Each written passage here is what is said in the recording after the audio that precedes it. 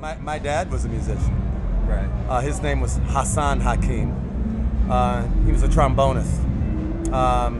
Before he changed his name, he was known as Alfonso King. He played for Dizzy Gillespie's big band, Duke Ellington's big band, Count Basie's big band. He comes from the swing big band era. Sure. So without saying it, of course, it would be obvious that the first music I heard growing up would be jazz and bebop. You know, in my neighborhood in Queens, it was a melting pot for a lot of the musicians. A lot of the cats lived in St. Albans and Jamaica, Queens. I remember visiting John Coltrane's house as a kid. So my recollection is like to walk into Trane's house, he would always answer the door with a horn around his neck. Fantastic. And I was maybe 4 or 5 years old, but I have that picture still in my mind very clearly. He had a picture window in his living room and he had all of his horns lined up in size order from soprano to a bari on stands. But his daughter babysitted me as a kid. And so very close family ties with a lot of those cats. I remember going to a place called the Club Ruby in Queens, and you would see everybody from McCoy Tyner to Roland, Roland Kirk play there, the afternoon jazz brunch. James Brown lived in St. Albans.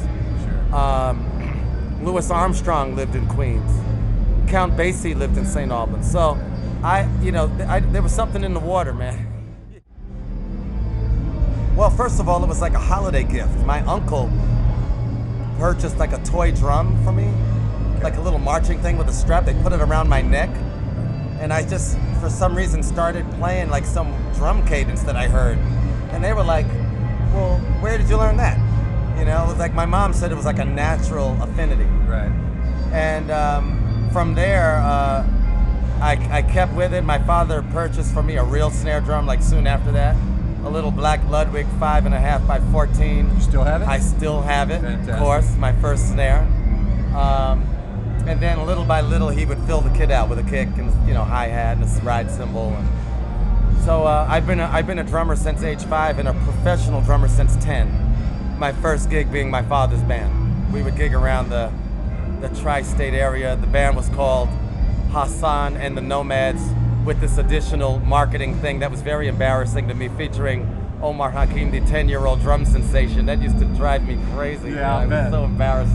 But my father, thank God, he recognized what I was doing and he pushed me. One of my favorite R&B artists, singers, Stevie Wonder, is also a great drummer. In fact, I had an opportunity to watch Stevie record in the studio. A friend of mine was a chief engineer at Hit Factory in the 70s, and I used to go to the Hit Factory after school. And I met Stevie when I was 16 years old. Fantastic. And I got a chance to watch him play a samba in the studio. He had a brush in one hand, a stick in the other.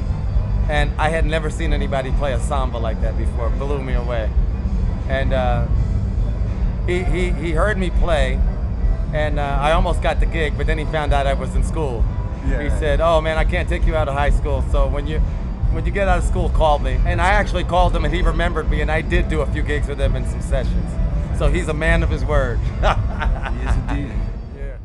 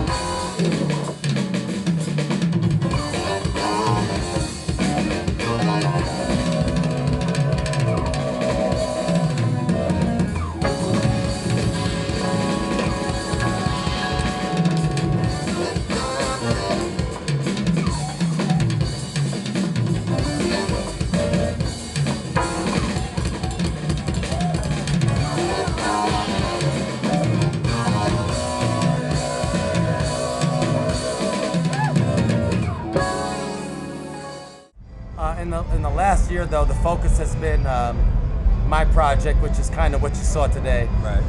I've been writing music for a new solo album with my keyboard player, Scott Tibbs, Right. who actually works for Roland as well. Scott and I have been collaborating compositionally, and we have a pretty cool band that occasionally we've been performing with Chieli Minucci on guitar, Jerry Brooks on bass, Gregoire Marais on harmonica, Bobby Franceschini on saxophone. So the record's coming out fun. We've been having a great time. And Scott and I actually toured it last summer as a duo. We toured Europe and Asia with the thing, just trying out the music. I've also been doing some really interesting playing and gigs with Hank Jones. Oh, really? Yeah, I was introduced to Hank Jones by the guys at Sony Japan, the jazz label, Sony in Japan, and they've been trying to put us together for years. And we did some gigs with John Patitucci and myself, with Hank. You know, he of course bills it as the Great Jazz Trio. I mean, you know, a lot of people come to me and they say, well, how do you do this? How do you make it in the music business? How do you become a session guy? You know, it's weird because if you ask 20 different guys that question, you're gonna get 20 different answers, and you're gonna discover that everybody's path is so different to that place. Right. But what I will say is that probably there are things that all those guys will have in common, and they are just a few words that I'll throw out there. Okay. And they are dedication, focus, commitment, faith. Okay. In any order that works for you.